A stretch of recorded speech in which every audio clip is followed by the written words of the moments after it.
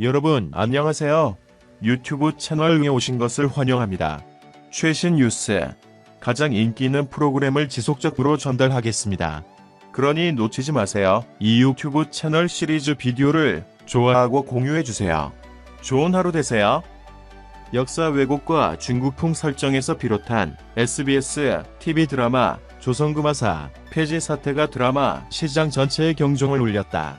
한결 높아진 시청자 눈높이와 민감해진 감수성, 그리고 변화무쌍한 동북아 외교 관계 속에서 특히 시대극 제작은 제작사와 방송사의 철저한 자기 검열 없이는 불가능해졌다. 특히 온라인을 기반으로 한층 강해진 시청자 파워가 광고주의 제작 지원 철회까지 불러올 수 있다는 것이 이번 사태로 확인됐기 때문이다. 조선구마사의 경우 방송 후에야 논란이 불거졌지만 되짚어보면 이미 잠재적인 위험이 있었다. 크리처 장르로 제작하면서 조선 태종기라는 실제 역사를 배경으로 가져온 것부터 리스크는 존재했다. 조선구마사가 폐지된 배경에는 시청자 반중 정서 외에도 역사 왜곡 부분이 큰 부분을 차지했다. 태종 시대 주요 인물 설정과 복식 등의 픽션이 가미되면서 시비가 일 수밖에 없었고, 실제로 전주의시 종친회가 대응에 나서기도 했다.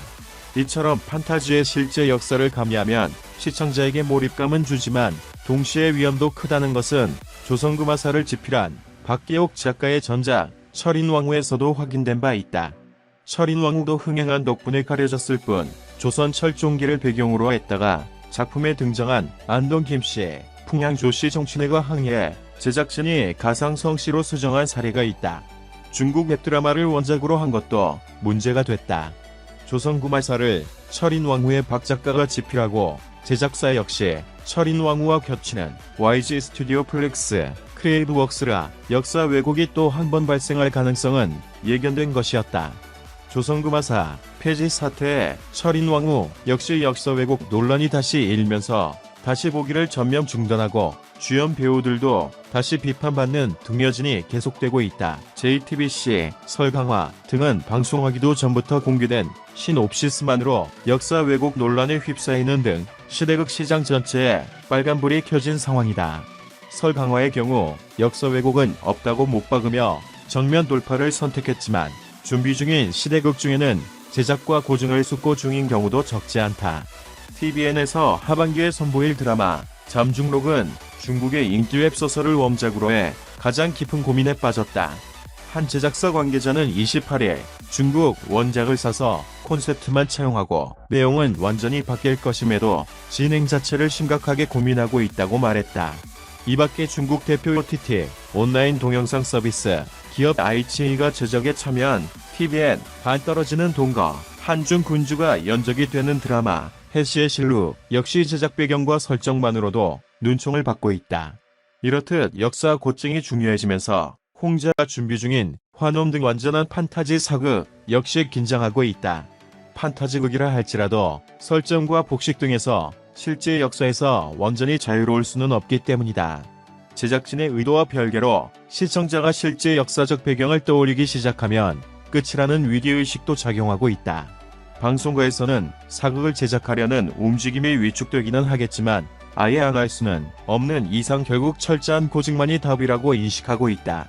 한 방송가 관계자는 내부에서 시사하는 것과 외부 자문위원회 의견을 주는 것은 확실히 다르다. 기존에 한 명으로부터 자문했다면 앞으로는 10명을 선정하는 등내외 부모니터링을 강화하는 수밖에 없고 그런 움직임이 일고 있다고 말했다. 최신 뉴스를 보고 각 비디오 아래에 댓글을 남기려면 유튜브 채널을 구독하는 것을 잊지 마십시오. 우리 기자가 받은 다른 중요한 소식에 이어 자랑스러운 한국사의 중국 냄새를 풍기게 만든 SBS 대작 드라마 조선구마사는 단 2회 만에 자진해서 막을 내렸다. SBS와 작가는 물론이고 주요 출연진도 성남 민심에 기름을 끼얹은 잘못을 사과했다. 중국산 짝퉁 비빔밥의 간접 광고를 내보내고도 버젓이 방영하는 TVN 빈센조에 비해 조선구마사는 지은 죄가 더 컸던 탓일까. 동북 공정에 화나고 지친 여론이 더들 끓기 전에 엄청난 손해를 감수하고 드라마 폐지를 결정했다. 잘잘못을 떠나서 빠른 결단과 사죄가 그나마 다행이고 고맙게 느껴진다. 왜 어떤 비난에도 굴하지 않는 뻔뻔한 프로들이 요즘 다수이기 때문이다. 함수원을 일약 스타덤으로 올린 TV조선 아내의 맛이 대표적인 사례로 손꼽힌다. 중국 부잣집에 시집 갔다는 함수원의 얼렁뚱땅 신데렐라 스토리다. 속된 말로 병맛 예능의 최고봉이고 시청자 개무씨의 원톱 아닐까 싶은 프로그램이다. 주인공 격인 함수원이 온갖 논란과 의혹을 자아내고 있음에도 제작진과 방송사는 늘 나 몰라라이기 때문. 논란의 시작은 중국식 배추절임 파오차이에서 비롯됐다. 일부 중국인들은 파오차이를 김치의 원조라며 마치 한민족이 자기네 전통 음식을 훔쳐간 듯이 주장하고 있다. 김치는 한국인의 진정한 소울푸드다. 말도 안 되는 동북 공정 중에서도 파오차이 김치 논란만큼 한국인의 화를 돋운 거짓은 없었는데 함수원이 역인을 건드렸다. 자신의 SNS 라이브 방송에서 중국인 시어머니와 홍어 삼합 먹방 중 김치를 파오차이로 부른 캡처 화면이 인터넷에 돌면서다. 원본은 삭제됐고 함수원은 해명을 요구하는 시청자 요구에 입을 다물었다. 사실 중국인과 결혼해 중국인 시부모를 모시는 함수원이 매일 파오차이를 배 터지게 먹든 말든 무슨 상관인가. 한국 방송에 출연하고 그의 인기를 발판 삼아 한국에서 운영하는 쇼핑몰로 돈을 벌고 있으니 논란인 것이다. 안타깝게도 함수원과 아내의 맛, 측의 철갑 방어는 성공했다. 까마귀 날짜에 떨어졌나. 바로 함수원 부부의 불화설이 어디선가 나오면서 파오차이 논란은 시들해졌다. 하지만 다른 사람인 양 목소리를 변조해 허위 통화를 했다거나 에어비앤비 숙소를 중국 시댁의 별장인 양 포장했다는 거짓말 의혹이 연달아 터지면서 다시 한번 시청자 분노를 유도했다. TV조선과 함수원 측은 이 같은 논란에도 여전히 별다른 입장 없이 철저히 여론의 의혹 제기를 무시하는 모습을 보였다. 거꾸로 함수원은 지난 27일 자신의 SNS에 샵 어쩔거니 1위라네요. 어쩔거니 떠버렸네요. 라며 댄스 3배경 동영상을 게재했다. 한국 연예계에서 방송을 둘러싼 논란을 이 정도로 철저히 밟고 지나간 경우는 좀처럼 찾기 힘들 수준이다. 다음 날 함수원은 SNS에 시청자 여러분 그동안 많은 사랑 감사합니다.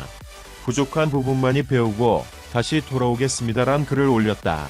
자진하차를 암시했지만 해명이나 사죄의 의사는 조금도 엿볼 수 없는 대목이다. 함수원이야 주로 중국에서 살 모양이니 그렇다 치고 출연자 여러 논란과 의혹을 처음부터 끝까지 상관없어로 일관하는 아내의 맛은 언제 무슨 말을 할지 궁금한 영상을 들어주셔서 감사합니다. 최신 뉴스를 받으려면 채널을 구독하는 것을 잊지 마십시오. 다음 영상에서 만나요.